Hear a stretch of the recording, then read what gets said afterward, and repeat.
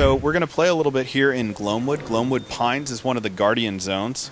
The Guardians are all about faith. They have been resurrected by the gods to save Talara, and they're journeying through all of these zones to close the different rifts and kind of return the ward back to the way it once was. So the meat of this demo is going to be all about the class system. In Rift, we give players a lot of different choices. You do choose from one of 4 archetypes: clerics, warriors, mages, or rogues.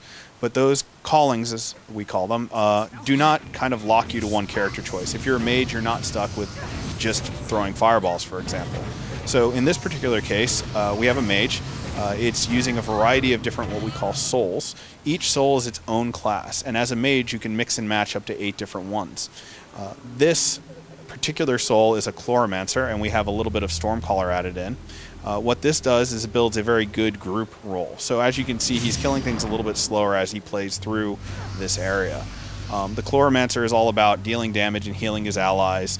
The Stormcaller is a good AE/debuff class, and the Dominator, which we mixed in, is all about controlling his opponents. So once again, really good for group support. But say you're in this situation and you want to play solo. Well, we'll allow you to change your class and customize your character however you want. So we're going to pull up the Soul Tree. The Soul Tree is where you edit all of your classes. We're going to switch to a new role, and we're going to build a class that's really good at soloing. So first I'm going to pick the Pyromancer out. Pyromancers are great burst damage. They're really great for soloing, really good in groups for doing high damage, and great class for PvP.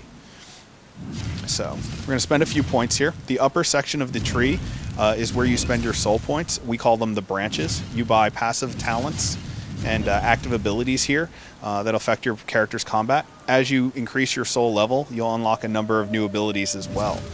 So Pyromancers alone are a little boring, so we're going to mix a couple more mage souls in here. And let's grab a little bit of Warlock. And so we're going to put a couple points into Warlock as well. By taking Warlock, it gives me access to a couple life taps, some nice overtime effects. Once again, building a really good solo class. And we're going to round it out after we're done with a little bit of Elementalist. So the Elementalist is all about, elemental powers and pets. So by building a loadout like this, I've got a really good offensive powerhouse with a pet that can help me out in a pinch, and it turns into a very good solo class. So we're going to go ahead and save that. And now we have a new role, a new class. So we're going to grab a couple abilities real quick and get right back to combat.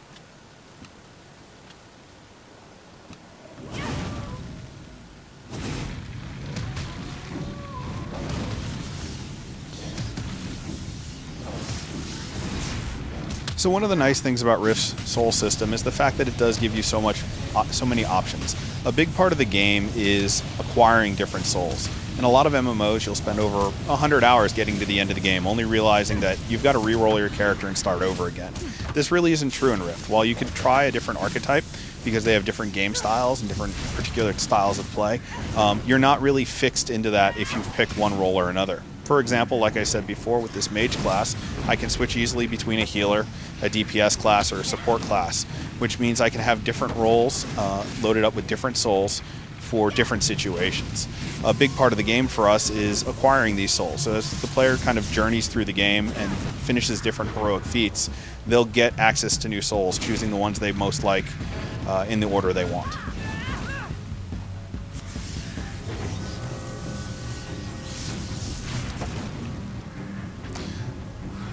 So that's the soul system in a short.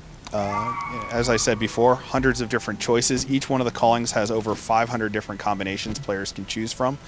Plenty of content for people to experience. A lot of different opportunities and chances for you to customize your game style based on the way you'd like to play.